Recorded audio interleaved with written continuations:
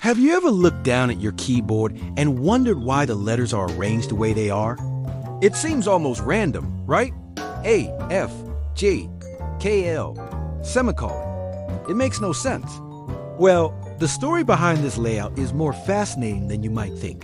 And it all starts with a very specific and somewhat counterintuitive goal: to slow you down. That's right. The QWERTY layout, the one you use every single day on your computer, your phone, and your tablet, was intentionally designed to be inefficient. To understand why, we have to travel back in time to the 1870s, to the era of mechanical typewriters. Imagine you're an early typist. You're using one of the first commercially successful typewriters, the Scholes and Glidden model. It's a beautiful, clunky piece of machinery. When you press a key, a metal arm called a type bar swings up and strikes an ink ribbon, imprinting the letter onto the paper. It's a mechanical ballet, but there was a major problem. Early typists were getting too fast for their own good. If you typed two adjacent keys in quick succession, their type bars would often swing up at the same time and collide, causing a frustrating jam. You'd have to stop what you were doing, untangle the metal arms, get ink all over your fingers, and then try to get back into your flow. It was a huge productivity killer. The inventor, Christopher Latham Scholes, experimented with different layouts to solve this. His first attempts were, logically, alphabetical. A, B, C, D, E, F, all in a nice, neat row. It seems like the most intuitive way to arrange things, doesn't it? But it was a disaster. In English, many common letter pairs, like S and T or T and H, are right next to each other in the alphabet. An alphabetical layout made these common pairs even more likely to be typed quickly, leading to more jams, not fewer. So Scholes went back to the drawing board. He needed a layout that would separate the most frequently used letter combinations. The goal was to place letters that are often typed in sequence far apart from each other on the keyboard, forcing the typist to alternate between hands and slow down their pace just enough to let the mechanical arms fall back into place before the next one swung up. After years of trial and error, studying letter pair frequencies in the English language, he landed on the layout we know today, QWERTY. Look at your keyboard. Common pairs like T and H are on opposite sides. The E, the most common letter in English, is right there under your left middle finger. But the next most common vowels, A and I, are spaced out.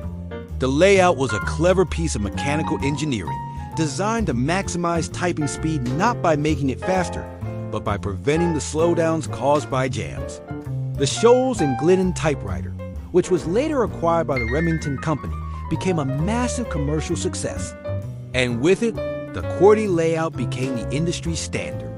Secretaries, writers, and office workers across the country were trained on QWERTY keyboards. Typing schools were established, and an entire generation learned to touch type using this specific quirky arrangement. But here's where the story takes a twist. As typewriter technology improved, the jamming problem disappeared. Newer models had mechanisms to prevent type bar collisions. By the early 20th century, the original reason for QWERTY's existence was completely obsolete. So why didn't we switch to something better? Well, people tried. In the 1930s, a professor named Auguste Dvorak decided to tackle the problem from a different angle. Instead of designing a keyboard to prevent jams, he wanted to design one for maximum speed and comfort. He conducted extensive research into ergonomics and letter frequencies. His creation, the Dvorak Simplified Keyboard, was by many accounts a masterpiece of efficiency. It placed all the vowels and the most common consonants on the home row right under your fingertips. This meant you could type thousands of common words without ever moving your fingers from the home row. It was designed to minimize finger movement, increase typing speed, and reduce fatigue. Studies showed that typists could learn Dvorak and often type significantly faster and with more accuracy than on a QWERTY keyboard. So, if Dvorak was so much better, why aren't we all using it today? The answer is simple: inertia. By the time Dvorak came along, QWERTY was already king. Millions of typewriters used it.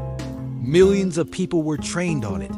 The cost and effort required to switch an entire population to a new system were just too high. Imagine trying to convince every company, every school, and every individual to replace their keyboards and retrain themselves. It was an impossible task. Economists call this path dependence, when an early decision, even if it's not the best one, becomes locked in and difficult to change. QWERTY had a massive head start, and Dvorak, despite its technical superiority, could never catch up. This brings us to the modern era. We're no longer using mechanical typewriters. We're typing on glass screens, on laptops with whisper-quiet keys. The physical constraints that birthed QWERTY have been gone for over a century. And yet, here it is, on your brand new smartphone, on your sleek gaming keyboard. Why? The answer is muscle memory. For those of us who learned to type on a QWERTY keyboard, the positions of the letters are deeply ingrained in our brains and fingers. We don't think about where the P is. Our finger just goes there. Switching now would mean unlearning decades of practice. It would be like trying to write with your non-dominant hand. It's possible, but it's slow, awkward, and frustrating at first. The QWERTY layout has become a cultural artifact, a digital fossil that has survived the extinction of its original environment. It has flawlessly transitioned from mechanical typewriters to electric typewriters, to computer keyboards, and now to the virtual keyboards on our touchscreens. The familiar layout provides a consistent user experience across all our devices. But will it be here forever? It's hard to say. The way we interact with our devices is constantly changing. Voice-to-text is becoming more accurate and ubiquitous. Predictive text and swipe typing on phones have already started to change the dynamic, making the underlying layout less important than the software that interprets our input. Perhaps in the future, we'll interface with our computers through neural links, making keyboards obsolete altogether. For now, though, QWERTY reigns supreme. It's a powerful reminder that sometimes the best technology doesn't win.